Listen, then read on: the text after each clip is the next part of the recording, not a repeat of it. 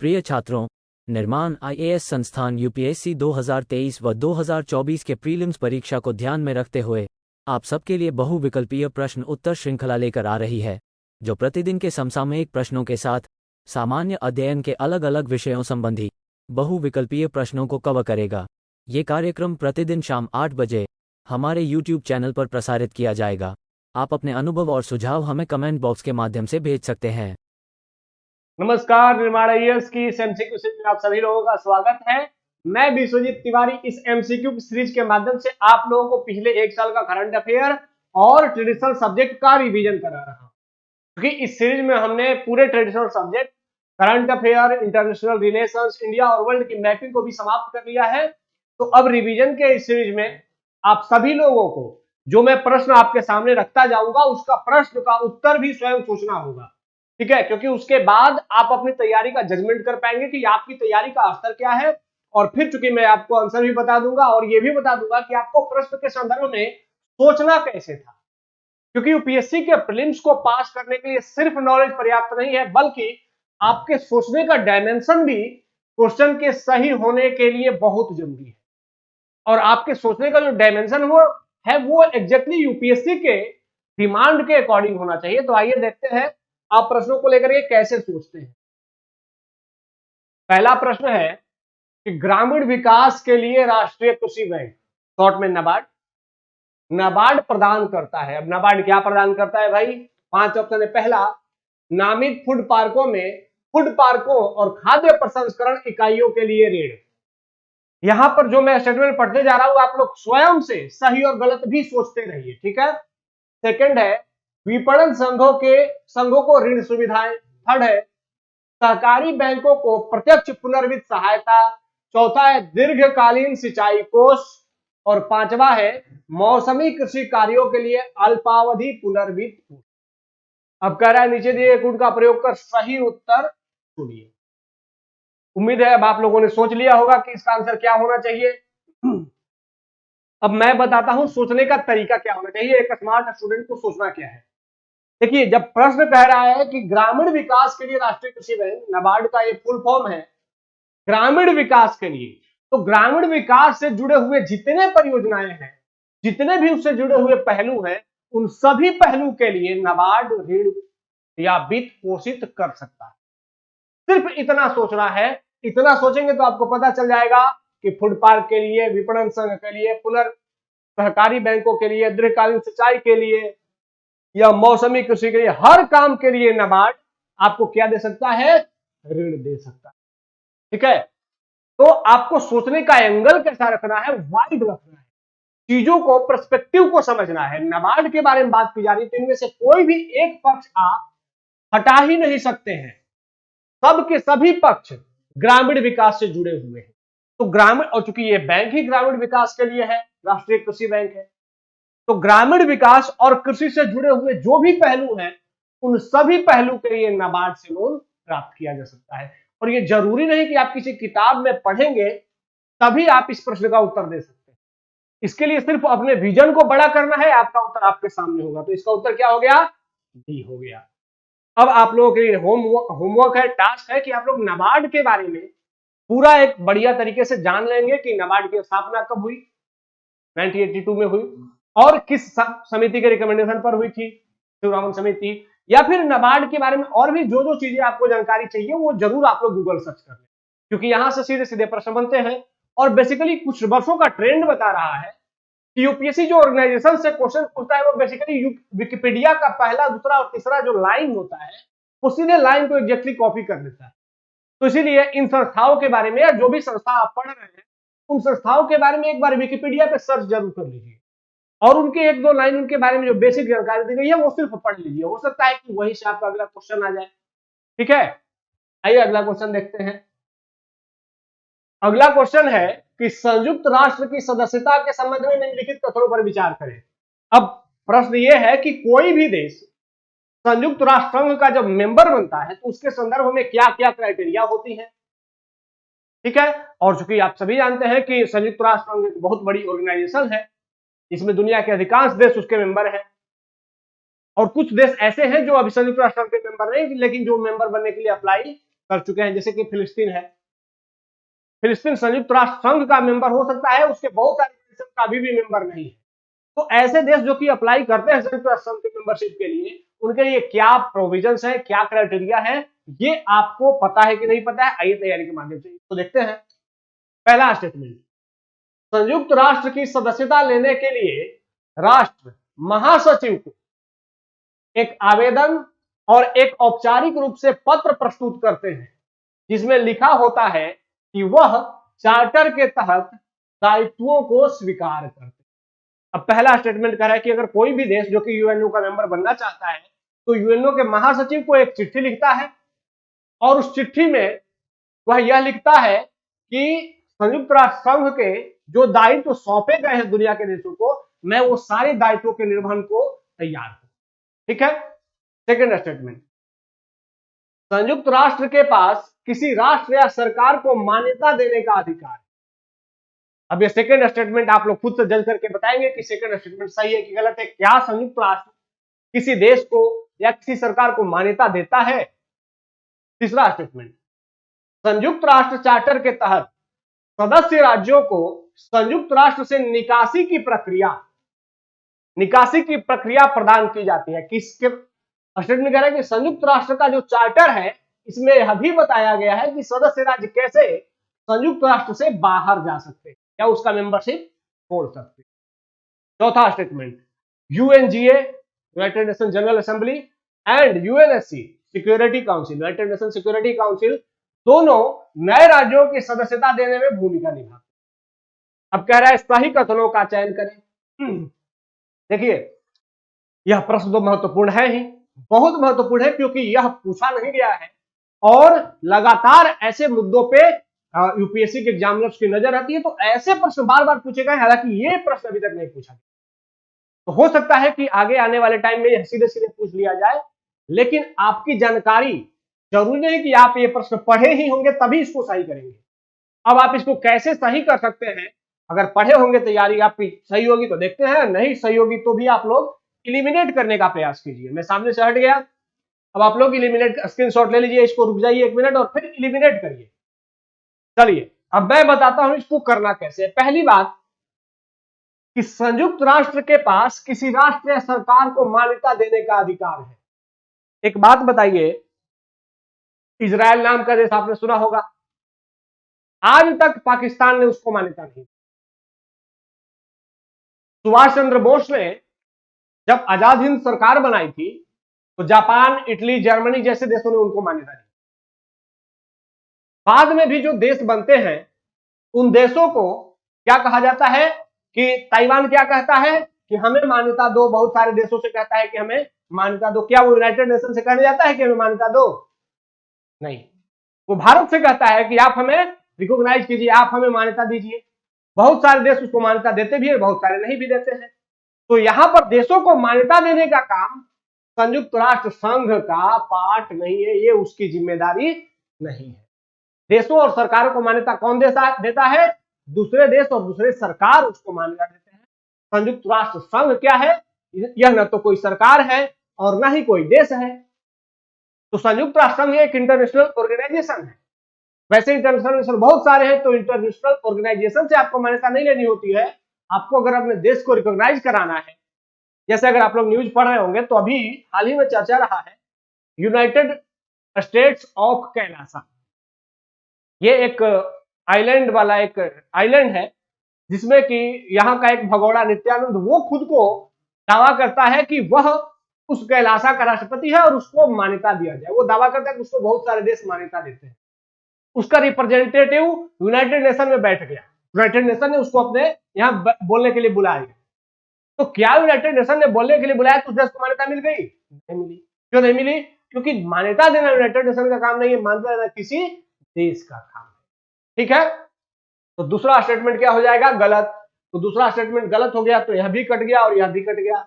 अब बचा है 1 और 4 और 1 3 4। इसका मतलब कि हमें 3 के बारे में सोचना है। 3 सोचते हैं, संयुक्त राष्ट्र चार्टर के तहत किसी सदस्य राज्यों को संयुक्त राष्ट्र से निकासी की प्रक्रिया प्रदान की जाती है। अब एक बात बताइए, आप लोग खुद सोचिए कि किसी ऐसे देश का नाम आप लोगों ने सुना है हाल में या फिर कभी जिसने कि संयुक्त राष्ट्र संघ की मेंबरशिप का त्याग किया है? सुना है तो बताइए। नहीं सुना होगा, क्योंकि क्यों नहीं सुना होगा? क्योंकि ऐसी कोई प्रक्रिया संयुक्त राष्ट्र संघ के चार्टर में है ही नहीं। देश खुद से त्याग कर सकता है, लेकिन ये प्रक्रिया उसके चार्टर में मेंशन नहीं की गई है। तो ये तीसरा ऑप्शन भी क्या हो जाएगा? गलत हो जाएगा। तो पहला और चौथा आपका आंसर हो गया। ठीक है, तो सोचने का तरीका क्या था कि आपने खुद को ऑब्जर्व कीजिए, खुद से ऑब्जर्व कीजिए कि क्या आपने कभी ऐसी परिघटना सुनी है, क्या आपने कभी ऐसा कहीं पढ़ा है? अगर नहीं पढ़ा है तो संभावना है कि वो गलत हो सकता है। ठीक है, अगर 4 में से 2 के बारे में पढ़ा है और 2 के बारे में नहीं पढ़ा है तो इसके बारे में आप ये निगेटिव मानकर के रिस्क ले सकते हैं। ठीक है, अब देख लीजिए इसके बारे में क्या है कि संयुक्त राष्ट्र संघ के चार्टर के अनुसार संगठन की सदस्यता किसके लिए है? सभी शांतिप्रिय राज्यों के लिए खुली है जो संयुक्त राष्ट्र संघ के दायित्वों को स्वीकार करते हैं। सभी लोगों के लिए खुली है, सभी देशों के लिए, सॉरी। और वो मेंबरशिप कैसे लिया जाता है कि यहां पर सुरक्षा परिषद की सिफारिश, सुरक्षा परिषद पहले सिफारिश करेगा, उसकी सिफारिश पर जो आम महासभा है वह फाइनल डिसीजन लेती है। फाइनल डिसीजन तो हालांकि सिक्योरिटी काउंसिल का ही होता है, और सिक्योरिटी काउंसिल में आपको एक प्रोविजन दिया गया है कि सिक्योरिटी काउंसिल में आप तभी मेंबर बन सकते हैं जब, चूंकि सिक्योरिटी काउंसिल में 15 मेंबर होते हैं, 5 अस्थायी और 10 अस्थायी, तो उनमें से 9 सदस्य अगर आपकी मेंबरशिप को स्वीकार करते हैं तब, और 9 में वो 5 अस्थायी सदस्यों का होना कंपलसरी है, तब आपका recommendation United nation general assembly के पास, महासभा के पास भेजा जाएगा, और महासभा साधारण बहुमत से अगर आपको अप्रूव कर देती है तो आप यूनाइटेड नेशन के मेंबर हो गए। ठीक है, तो ये मेंबरशिप की प्रक्रिया है, लेकिन वापसी का प्रावधान उसमें कहीं भी मेंशन नहीं किया गया है। ठीक है, ये आप लोगों को जानना चाहिए। यूनाइटेड नेशन में जो उसका चार्टर है उसमें वापसी, उसको छोड़ने का प्रावधान कहीं वर्णित नहीं है। अब यह है कि प्रक्रिया क्या है भाई? तो प्रक्रिया वही है कि में से 9 का सकारात्मक वोट अगर आपको प्राप्त होता है, और उसमें से ये जो 5 देश हैं, अस्थायी देश हैं, इनका तो होना ही चाहिए, तब आपको मेंबरशिप दे दी जाएगी। ठीक है, आइए अगले क्वेश्चन की ओर देखते हैं। अब देखिए ये प्रश्न है, इस प्रश्न के बारे में मुझे लगता है कि शायद आप लोगों को पता होगा का सेंस कि शायद आप इसको इलिमिनेट कर पाएंगे। अब मैं ये नहीं जानता हूं कि आपने इसको पढ़ा है कि नहीं पढ़ा है, लेकिन आप अपनी तैयारी को भी जज करते रहिए और इलिमिनेशन को भी देखते रहिए कि क्या आपको इलिमिनेट करना आता है। मैं प्रश्न पढ़ रहा हूं, नेशनल असिस्टेड रिप्रोडक्टिव टेक्नोलॉजी नाट और सरोगेसी बोर्ड, इसके संबंध में निम्नलिखित कथनों पर विचार। क्या है ये? पहला स्टेटमेंट, इस निकाय का गठन सरोगेसी विनियमन अधिनियम 2021 के तहत किया गया है। दूसरा, स्वास्थ्य और कल्याण परिवार कल्याण मंत्रालय, मिस हो गया है, परिवार कल्याण मंत्रालय का सचिव बोर्ड का पदेन अध्यक्ष होगा। तीसरा, यह राज्य सहायता प्राप्त प्रजनन प्रौद्योगिकी और सरोगेसी बोर्ड के कामकाज की निगरानी करेगा। कह रहा है सही कथनों की पहचान करें। अब आप लोगों ने इसका आंसर तो अपने से खुद से सोच ही लिया होगा। अब देखते हैं कि आप कितना सही तरीके से सोच पा रहे हैं। इस सीरीज में बार बार मैंने आप लोगों को एक बात रिमाइंड कराई है कि अगर यूपीएससी के एग्जाम में किसी संस्था का नाम आ जाए, किसी मंत्रालय का नाम आ जाए, किसी डिपार्टमेंट का नाम आ जाए, किसी पोस्ट का नाम आ जाए, किसी व्यक्ति का नाम आ जाए, तो ये हार्डकोर फैक्ट होते हैं और यहां गलत होने की संभावना बहुत अधिक है। ठीक है, तो यहां सेकंड में क्या कह रहा है कि स्वास्थ्य और परिवार कल्याण मंत्रालय का जो सचिव है वह बोर्ड का पदेन अध्यक्ष होगा। यह गलत हो सकता है क्योंकि यहां पर किसी एक मंत्रालय से उसको मंत्रालय के सचिव, एक व्यक्ति के पोस्ट को इंडिकेट करा दिया। ठीक है, तो अगर आप लोगों ने भी ऐसा ही सोचा था तो इसका मतलब है कि अब आप लोग ऑप्शंस को इलिमिनेट करने के लिए ट्रेंड हो चुके हैं। तो पहला अगर गलत मानते हैं हम तो क्या हो जाएगा, दूसरा पहला अगर गलत है तो ये खत्म हो जाएगा और आपका आंसर निकल जाएगा 2 और 3। अब आइए देख लेते हैं ये क्या है भाई। देखिए ये जो टेक्नोलॉजी है और ये जो सरोगेसी बोर्ड है, इसका जो अध्यक्ष होता है वो कौन होता है? स्वास्थ्य और परिवार कल्याण मंत्रालय के जो मंत्री होते हैं वही इस बोर्ड के, सरोगेसी बोर्ड के भी और नेशनल असिस्टेड रिप्रोडक्टिव टेक्नोलॉजी इसके भी अध्यक्ष होते हैं। ठीक है। दूसरा कि बोर्ड का कार्य क्या है भाई, तो सरोगेसी के संबंध में सरकार को नीतिगत सलाह देना, अधिनियम के कार्यान्वयन की समीक्षा करना, ये सरोगेसी अधिनियम जो वर्तमान में आया है। ठीक है। और बाकी उसमें जो भी आपको सुझाव हो सकते हैं, राज्य सरकार को सुझाव, केंद्र सरकार को सुझाव, ऐसे बोर्ड के कामकाज की समीक्षा, ये सारे काम सरोगेसी बोर्ड और ये टेक्नोलॉजी मिलकर करता है। इसके अध्यक्ष कौन होते हैं, स्वास्थ्य मंत्री। ठीक है। आइए आगे बढ़ते हैं। अगला देखिए, तैयारी का स्तर आप लोगों का अब लगभग अपने अंतिम चरण में है। अंतिम चरण में मेरी एक सलाह रहेगी कि अभी आप लोग खूब पढ़ें, लेकिन पढ़ने का एक तरीका ये रखें कि जो आप लोगों ने अब तक पढ़ लिया है उसी को पढ़ें। अब कोई नए सोर्स पर जाने की जरूरत नहीं है। अब तक अगर आपने जो भी पढ़ा है पिछले 3-4 महीनों में, अगर सिर्फ उसको बेहतर तरीके से रिवाइज कर लेंगे तो आप निश्चित रूप से एग्जाम को पास जरूर कर जाएंगे। क्योंकि समझिए, आप लोगों को 100 में 100 क्वेश्चन सही नहीं करने हैं। 100 में मेरिट जाता है 42, 42 क्वेश्चन ही सही करने होते हैं। तो 100 में 42 सही करने के लिए आप 50 अगर सही कर जाएं और 30 अगर गलत कर जाएं, 25 गलत कर जाएं, तो भी आप लिस्ट के अंदर है। 50-52 सही कर ले तो इसीलिए आपको टारगेट 100 आउट ऑफ 100 नहीं करना है, बल्कि 70 या 80 क्वेश्चन को टारगेट करिए, आप डेफिनेटली पास होने वाले हैं। तो इसीलिए अब तक आपने जो पढ़ा है सिर्फ उसी को रिवीजन करने का टाइम चल रहा है और ज्यादा से ज्यादा टेस्ट लगाते रहें, क्योंकि टेस्ट लगाने से आप चीजों को इलिमिनेट करना सीखते हैं और आपका जो नॉलेज है वो परिपक्व हो जाता है। क्योंकि जब टेस्ट का सोल्यूशन आप पढ़ते हैं तो आप ये भी रियलाइज करते हैं कि आप इस प्रश्न को समझने में मिस कहां कर रहे हैं, आगे वो मिस नहीं करना है। और साथ ही आपको नए फैक्ट, नए तथ्य और आपका जो पुराना नॉलेज है वो भी तैयार हो जाता है। तो इसीलिए टेस्ट पर ज्यादा फोकस करें, नया कुछ भी नहीं पढ़ना है, जो पुराना पढ़ा है सिर्फ उसी को रिवीजन करना है। और रिवीजन करते समय भी कुछ प्रेफरेंस बना लीजिए, जहां से ज्यादा क्वेश्चन पूछे जाते हैं जिस सब्जेक्ट से, उस सब्जेक्ट को ज्यादा तैयार कीजिए। ठीक है। तो ये सब चीजें करके आप अपने प्रीलिम्स के प्लान्ड वे में प्रीलिम्स को पास कर सकते हैं, वरना अनप्लान्ड होकर के पढ़ने से प्रीलिम्स निकलना बहुत मुश्किल है। ये तो सच है, बिल्कुल सच है। आइए प्रश्न पे आते हैं। प्रश्न है, अंतरराष्ट्रीय पादप संरक्षण सम्मेलन IPPC, इसके संबंध में निम्नलिखित में से कौन सा कथन सही है। अब देखिए भाई, आप लोगों का पहले तो कि आपकी तैयारी का स्तर भी चेक हो रहा है, साथ ही यह भी चेक हो रहा है कि आप लोगों को आता कितना है, आप लोगों को इलिमिनेशन कितना आता है। सभी चीजें यहां से चेक हो रही है, आप खुद से अपनी तैयारी को जज करते रहे।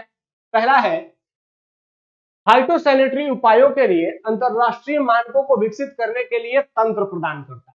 ये जो एक सम्मेलन है, एक सम्मेलन बेसिकली नाम है, ये एक ऑर्गेनाइजेशन है, ये क्या काम करता है, फाइटोसैनिटरी उपायों के लिए अंतरराष्ट्रीय मानकों को विकसित करने के लिए तंत्र प्रदान। अब चलिए मान लिया कि पहला स्टेटमेंट आपको समझ में नहीं आया, आगे देखते हैं कुछ समझ में आएगा। यह उन पौधों की रक्षा करता है जिनकी खेती कृषि भूमि पर की जाती है, न कि जीवों की प्रजातियों। अंतरराष्ट्रीय ये किसकी रक्षा करता है, पौधों की रक्षा करता है, लेकिन जीवों और प्रजातियों की रक्षा नहीं करता है। पौधों की रक्षा करने वाला संगठन है। थर्ड स्टेटमेंट, यह सम्मेलन यूएनईपी के कुछ रणनीतिक उद्देश्यों के तहत कार्य से संबंधित। चौथा, कन्वेंशन में अनुसंधान सामग्री, जैविक नियंत्रण जीव, जर्म प्लाज्मा बैंक, रोकथाम सुविधाएं और खाद्य सहायता भी शामिल। अब इन सब को पढ़ने से आप लोगों को खुद से पता चल गया होगा कि आपने शायद इस टॉपिक को नहीं पढ़ा होगा, लेकिन इससे यह स्पष्ट नहीं होता है कि आपको ये आंसर निकालना नहीं आता है। आपने प्रयास किया होगा, आपने इसका आंसर निकाला भी होगा। अब देखते हैं आपका आंसर सही है कि गलत है। तो सबसे पहले हमें 3 में एक ऑर्गेनाइजेशन का नाम दिखाई दिया कि यूएनईपी से जुड़ा हुआ है। यह यूएनईपी के उद्देश्यों को पूरा करने वाला एक सम्मेलन है। जैसे ही किसी संस्था का नाम जुड़ा, वहां पर गलत होने की संभावना बहुत अधिक है। तो तीसरा अगर गलत है तो ये देखिए, तीसरा अगर गलत हुआ तो 1, 2 और 4 आपका आंसर निकल गया। मतलब कि जरूरी नहीं है कि प्रश्नों को सीधे सीधे आप उसका आंसर ही जानते हो तभी सही होगा। प्रश्न एलिमिनेशन से भी सही होगा और बहुत बढ़िया से सही होगा। ठीक है, अब आइए इसको जान लेते हैं। बेसिकली इसका उद्देश्य है कि पादप कीटों इनके जो प्रसार होते हैं इसको रोकना। पादप कीट जो कि पादप को नष्ट कर देते हैं, जो पौधों को नष्ट कर देते हैं, ऐसे कीटों के प्रसार को रोकना। और क्या है कि खेती और जंगली पौधे सहित विश्व पादप संसाधनों की रक्षा करना। मतलब कि जो भी, चाहे वो खेती वाले पौधे हो या जंगली पौधे हो, इनको खराब होने से, नष्ट होने से रोकना और इनका संरक्षण करना इस संगठन का, आईपीपीसी का उद्देश्य। ठीक है, अब इसका सचिवालय जो होता है, इसकी मेजबानी कौन करता है? संयुक्त राष्ट्र के खाद्य और कृषि संगठन FAO, food and agriculture organization, ये करता है, न कि UNEP। प्रश्न में UNEP दिया गया था, ये क्या है? गलत है। क्या सही है? कि यह FAO जो है इससे जुड़ा हुआ ये संगठन है और इसका उद्देश्य क्या है कि जो दुनिया भर के जो कृषि से जुड़े हुए या फिर जंगली पौधे हैं इनका संरक्षण करना। ठीक है, अगला है कि कन्वेंशन फाइटोसैनिटरी उपायों, इसके लिए अंतरराष्ट्रीय मानकों को विकसित करने के लिए तंत्र प्रदान करता है। फाइटोसैनिटरी का मतलब स्वच्छता संबंधी उपायों के लिए एक सिस्टम बनाता है कि भाई कैसे पौधे के स्वच्छता का ख्याल रखा जाए, इसके लिए सिस्टम क्या क्या होना चाहिए, इसके लिए प्रावधान क्या होना चाहिए, ये सब चीजें ये बताता है, संगठन बताता है। तो यहां पर आपको तो जानकारी मिल ही गई, लेकिन जानकारी से ज्यादा महत्वपूर्ण था कि आपको जानना था कि ऐसे प्रश्नों को सही कैसे किया जाए। ठीक है, आइए अब अगले क्वेश्चन की ओर चलते हैं। अब यहां पर कुछ युग्म दिए गए हैं, आपको मिलाना है और बताना है कि कौन सा युग्म सही है। पहला है विशेष जलवायु परिवर्तन कोष, किससे जुड़ा हुआ है? ये हरित जलवायु कोष से जुड़ा हुआ है। दूसरा अनुकूलन कोष, ये किससे जुड़ा हुआ है? हरित पर्यावरण सुविधा, इससे जुड़ा हुआ है। तीसरा अल्प विकसित देश कोष, ये किससे जुड़ा हुआ है? क्योटो प्रोटोकॉल से। अब कह रहे हैं कितने जोड़े सही सुमेलित थे? अगर आप लोगों ने एनवायरमेंट एंड इकोलॉजी पढ़ा होगा तो फिर आप ऐसे प्रश्नों का उत्तर करेंगे, और अगर नहीं पढ़ा होगा तो आप ऐसे प्रश्नों को छोड़ देना है। ठीक है, ये वाले जो ऑप्शन आते हैं कि केवल 1, केवल 2, केवल 3 या इनमें से कोई नहीं, इस ऑप्शन में रिस्क लेना बड़ा घातक होता है। अगर आपको निश्चित रूप से उत्तर आते हैं तब तो बनाइएगा, नहीं तो अगर आप, मुझे लगता है कि 75 प्लस क्वेश्चन अटेम्प्ट कर चुके होंगे, तो फिर ऐसे प्रश्नों को, इन ऑप्शन वाले प्रश्नों को अटेम्प्ट करने से बचना चाहिए। ठीक है, क्योंकि यह प्रश्न, ये जो ऑप्शंस हैं, ये ऑप्शन आपको गलत कराने में बहुत बड़ी भूमिका निभाते हैं। तो यहां पर अगर 75 प्लस अटेम्प्ट कर चुके हैं तो ऐसे प्रश्नों को अटेम्प्ट करने से बचना है। निश्चित रूप से उत्तर आता है तो अटेम्प्ट करना है। ठीक है, अब आइए भाई देखते हैं आप लोगों को कितना आता है, आपकी तैयारी को भी आपको जज करना है। एनवायरमेंट इकोलॉजी आपने कितनी पढ़ी है? तो यहां पर देखिए कि ऑप्शन अनुकूलन कोष जो है, इसकी स्थापना 2001 में क्योटो प्रोटोकॉल को भी पूरा करने के लिए की गई थी। तो यहां अनुकूलन कोष किससे जुड़ गया? क्योटो प्रोटोकॉल से। तो ये दोनों क्या हो गए? गायब। इसको जुड़ना था इससे, तो इसका मतलब ये और ये दोनों गायब। सिर्फ एक सही है, विशेष जलवायु परिवर्तन कोष हरित जलवायु कोष से जुड़ा हुआ है, तो केवल एक का मतलब ऑप्शन नंबर बी सही है। तो आप लोगों को यह भी पता लग गया कि आपकी तैयारी का स्तर क्या है, और ये सुझाव भी आपको पता चल गया कि ये जो ऑप्शन है ये सच में बहुत खतरनाक यूपीएससी ने दिए हैं। पिछले 2 साल से यूपीएससी ऐसे ऑप्शन का यूज कर रहा है और 6 से 7 क्वेश्चन में कर रहा है, और जो इन 6 से 7 क्वेश्चन को बनाते हैं वो मैक्सिमम गलत करके आते हैं। इसलिए थोड़ा सावधान होकर के ऐसे प्रश्नों को अटेम्प्ट करना है। आइए आगे बढ़ते हैं। अब देखिए ये है यूपीएससी प्रीलिम्स 2020 का क्वेश्चन, और आप सभी जानते हैं कि इस सीरीज में एक क्वेश्चन पीवाईक्यू भी रखा जाता है ताकि आपको बताया जा सके कि आपको कितना, किस हद तक अपनी तैयारी को ले जाना है। अब ये प्रश्न एनवायरमेंट इकोलॉजी से जुड़ा हुआ है। प्रश्न क्या है कि यदि किसी पौधे की विशिष्ट जाति को वन्य जीव सुरक्षा अधिनियम 1972 की अनुसूची 6 इसमें रख दिया गया तो इसका क्या तात्पर्य है? अब इसका मतलब क्या है? इसका मतलब है कि यूपीएससी हमारे यहां जो भी पर्यावरण संरक्षण से जुड़े हुए प्रमुख अधिनियम है उन अधिनियम के बारे में सिर्फ बेसिक जानकारी नहीं पूछता है कि कब बना, इसके क्या प्रावधान है, बल्कि उसके अंदर से भी प्रश्नों को पूछता है। अब आप सभी जानते हैं कि वन्य जीव संरक्षण अधिनियम 1972 में कुल 6 अनुसूचियां हैं, ठीक है, और इन 6 अनुसूचियों में संरक्षण का अलग अलग स्तर है। अब आपने अगर पढ़ा है, क्योंकि ये जो जानकारी है ये इन्वायरमेंट इकोलॉजी की हर किताब में है, ऐसा कोई भी इन्वायरमेंट इकोलॉजी से जुड़ा हुआ बुक नहीं होगा जिसमें ये जानकारी नहीं दी गई होगी। लेकिन फिर भी अगर आपको नहीं आता है तो इसका मतलब है कि अभी आपको इन्वायरमेंट इकोलॉजी को और तैयार करने की आवश्यकता है। ये इन्वायरमेंट इकोलॉजी का क्वेश्चन तो डेप्थ का है, लेकिन सभी किताबों में है, इसीलिए यह एवरी सबके लिए अवेलेबल। तो जो सबके लिए अवेलेबल है, ऐसे प्रश्न आपसे नहीं छूटने। अब ये जो 6 अनुसूची है, इनसे में आप सभी जानते हैं कि जो अनुसूची 1 होता है उसमें जो जीव रखा जाता है, अनुसूची 1 वह सबसे अधिक सर्वाधिक प्रोटेक्टेड होता है, अर्थात उसमें जो जंगली जानवर हैं या जो भी जानवर हैं उनका शिकार करने पर आपको सबसे कठोर दंड का भागी होना था। उसी प्रकार जो अनुसूची 2 में भी जीव रखे गए हैं, अनुसूची 2 में भी जो जीव रखे गए हैं, इनके लिए भी बहुत कठोर दंड का प्रावधान है। अगर आप ऐसे जीवों को मारते हैं तो आपको बहुत कठोर सजा दी जाएगी। लेकिन अनुसूची 3 और 4, अनुसूची 3 और 4 में जो जीव है इनको भी मारने के लिए अनुमति नहीं है, लेकिन यहां पर दंड कठोर नहीं है, दंड थोड़ा कम है, इनकी तुलना में यहां पर दंड कम है। लेकिन मेन जो प्रश्न बनेगा वो मेन प्रश्न बनेगा अनुसूची 5 और अनुसूची 6। अनुसूची 5 जो है, अनुसूची 5 जो है उसे वर्मिंग अनुसूची कहा जाता है।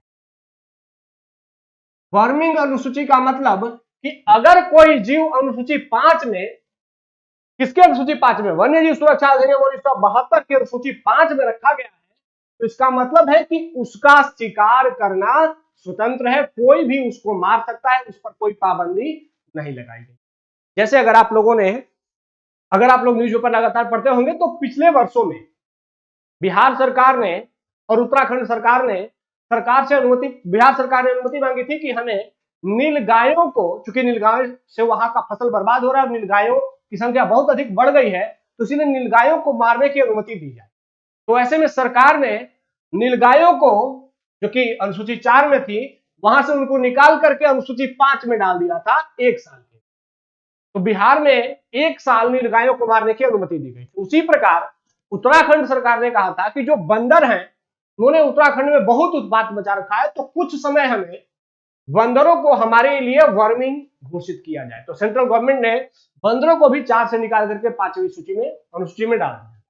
लेकिन ये कुछ समय के लिए होता है। लेकिन कुछ ऐसे प्रजाति हैं जो कि परमानेंट रूप से इसमें रहते हैं, जिसमें है चूहा को मारने पर आपको कोई दंड नहीं है। उसी प्रकार दूसरा है कौवा को मारने पर भी इसमें आपको कोई दंड नहीं मिलता। तो ये तो हो गया अनुसूची 5। अब आता है कि भाई अनुसूची 6 क्या है। तो अनुसूची 6 जीवों से नहीं बल्कि पौधों से जुड़ा हुआ है। किससे जुड़ा हुआ है? पौधों से। अनुसूची 6 जो है वो किससे जुड़ा है? पौधों से। और कैसे पौधे? अगर किसी पौधे को अनुसूची 6 में रखा गया है तो इसका मतलब है कि उसकी खेती आप नहीं कर सकते, उसकी खेती आप नहीं कर सकते। उन पौधों की खेती करने के लिए आपको सरकार से स्पेशल लाइसेंस लेने की जरूरत होती है। जैसे अगर आप कोई भांग के पौधे की खेती करते हैं तो भांग का पौधा इसमें रखा गया है अनुसूची 6 में, भांग का पौधा। तो इसकी खेती करने के लिए आपको क्या करना है? सरकार से परमिशन लेना होगा, तभी सरकार उसकी खेती को परमिट करेगी, वरना सामान्य रूप से आप इसकी खेती नहीं कर सकते। तो इस पौधे की खेती करने के लिए लाइसेंस की आवश्यकता होती है, जो किसमें रखे जाते हैं? वन्य जीव सुरक्षा अधिनियम 1972 की अनुसूची। तो चलिए सभी अनुसूचियां क्लियर हो गई आप लोगों की? Very good. अब जाकर के कुछ जानवरों के बारे में पढ़ लीजिएगा, कुछ पौधों के बारे में पढ़ लीजिएगा कि कौन कौन किस अनुसूची में जो प्रमुख जानवर हैं उनके बारे में जरूर पढ़ लीजिएगा, ठीक है? तो ये प्रश्न आप आसानी से सही, मैं आसान तो नहीं कहूंगा कि यह प्रश्न था, लेकिन सभी बच्चों के लिए ये प्रश्न इजीली अवेलेबल सोर्स में उपलब्ध है, ये जरूर कहूंगा, मतलब बहुत टफ नहीं था। चलिए आइए आगे देखते हैं। अगला क्वेश्चन है डच रोग। अब डच रोग के संदर्भ में निम्नलिखित में से कौन सा कथन सही है? अब भाई डच रोग, डच डिजीज, आप सभी लोगों ने करंट अफेयर में भी पढ़ा होगा, क्योंकि करंट अफेयर की मैगजीन में 1-2 महीने में किसी न किसी मैगजीन में घटना जरूर मेंशन रहती है। अगर आप लोगों ने इकोनॉमी पढ़ा होगा तो इकोनॉमी में भी डच डिजीज पढ़ा होगा। अब क्या है भाई डच डिजीज, देखते हैं। जब कोई देश प्राकृतिक संसाधनों की खोज करता है, उन्हें दुनिया के बाकी हिस्से में निर्यात करना शुरू करता है, डच रोग को आकर्षित। ये पहला स्टेटमेंट है। सेकंड स्टेटमेंट कह रहा है कि डच रोग एक ऐसी घटना को संदर्भित करता है जिसमें एक आर्द्र भूमि असमान विकास का गवाह बनती है। थर्ड, ऐसी घटनाएं तेल के भंडारों की खोज के कारण होती है। ठीक है। चौथा, डच रोग आर्कटिक क्षेत्र में लाइकेन, काई और फर्न के नुकसान का एक प्रमुख कारण हो सकता है। अब आते हैं कि भाई आप लोगों ने डच रोग के बारे में क्या पढ़ा होगा, देखते हैं। बेसिकली मुझे उम्मीद है कि शायद आप लोगों ने पढ़ा होगा और शायद आप लोग इस प्रश्न का उत्तर देने की स्थिति में हैं। आप लोगों ने सोच लिया होगा यहां पर पॉज लेकर के। अब मैं बता देता हूं कि आप लोगों की तैयारी का क्या स्तर है, आप जज कर लीजिए। बेसिकली डच रोग का मतलब होता है, यहां देखिए, नीदरलैंड में 1960 में एक घटना हुई। घटना क्या हुई कि जो नॉर्थ सी है, नीदरलैंड से सटा हुआ, आप लोगों ने अगर वर्ल्ड मैप देखा होगा तो जो इंग्लैंड का मैप है और शेष यूरोप का जो मैप है, उसके बीच में जो ऊपर वाला इलाका है, इंग्लैंड और पूरे संपूर्ण यूरोप के बीच में जो सागर है, उसको ऊपर का जो सागर है उसको उत्तरी सी कहते हैं, नॉर्थ सागर कहते हैं। वहां से सटा हुआ नीदरलैंड एक देश। तो 1960 में नीदरलैंड ने उत्तरी सागर में पेट्रोलियम की खोज कर ली। अब पेट्रोलियम की खोज कर ली, हुआ क्या कि पेट्रोलियम को अब नीदरलैंड अपने, चूंकि पेट्रोलियम बहुत कीमती धातु थी, कीमती प्रोडक्ट था, तो नीदरलैंड ने पेट्रोलियम के उत्पाद पर और उसके निर्यात पर बहुत अधिक ध्यान दे दिया। दुष्परिणाम क्या हुआ कि नीदरलैंड पेट्रोलियम को छोड़ करके बाकी चीजों के उत्पाद और निर्यात पर ध्यान देना भूल गया। उसकी प्राथमिकता पेट्रोलियम की तरफ शिफ्ट हो गई, तो बाकी जो उसके निर्यात थे या जो उसकी बाकी चीजों में एक्सपर्टीज जो थी, जो टेक्निकल एक्सपर्टीज थी, वह धीरे धीरे कमजोर होती चली गई और उसका पूरा निर्यात पेट्रोलियम केंद्रित हुआ। तो इसका परिणाम क्या हुआ कि वैसी जनसंख्या जो कि पेट्रोलियम के निर्यात से जुड़ी हुई थी, उनको तो इसका प्रॉपर लाभ हुआ, बहुत अच्छा लाभ हुआ, लेकिन शेष जनसंख्या जो कि अन्य वस्तुओं के निर्यात से जुड़ी हुई थी, अन्य वस्तुओं के उत्पादन से जुड़ी हुई थी, उनका निर्यात, उनका उत्पादन निगेटिवली रूप से प्रभावित हुआ। ठीक है। तो इस घटना ने डच इकोनॉमी को बड़े स्तर पर प्रभावित किया और वहां पर बेरोजगारी बढ़ने लगी, 1.1% से बढ़कर 5.1%। तो इसीलिए इस परिघटना को डच डिजीज कहा गया। इसका मतलब है कि जब कोई देश ऐसा कोई भी प्राकृतिक उत्पाद जिससे कि उसे बहुत अधिक लाभ हो, उसी के निर्यात पर बहुत अधिक ध्यान देने लगता है और शेष प्रोडक्ट की तरफ उसका ध्यान कम जाता है, तो ऐसे में उस देश में जो मंदी आती है, जो इकोनॉमी प्रभावित होती है, उस परिघटना को डच डिजीज कहा जाता है।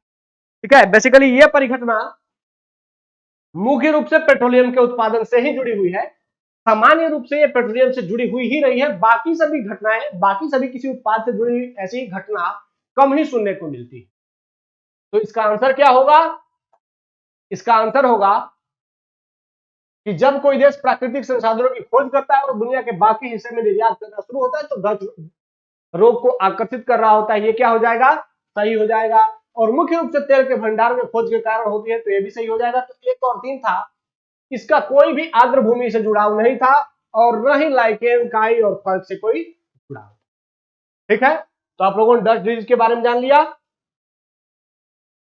अब ये देखिए, इस प्रश्न में, क्योंकि यह प्रश्न इसके जैसा सेम प्रश्न यूपीएससी पूछ चुका है, सेम पैटर्न पे पूछ चुका है, तो आप अपने तैयारी को जज करिए कि आप ऐसे प्रश्नों को कहां तक एलिमिनेट करने में सक्षम हैं।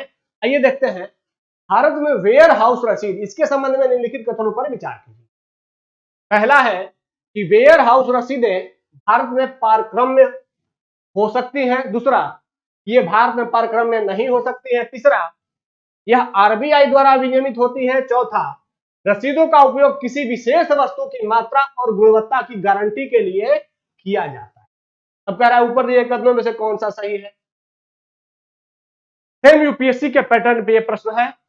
ऐसा ही प्रश्न यूपीएससी ने पूछा है रिसेंट पास्ट में।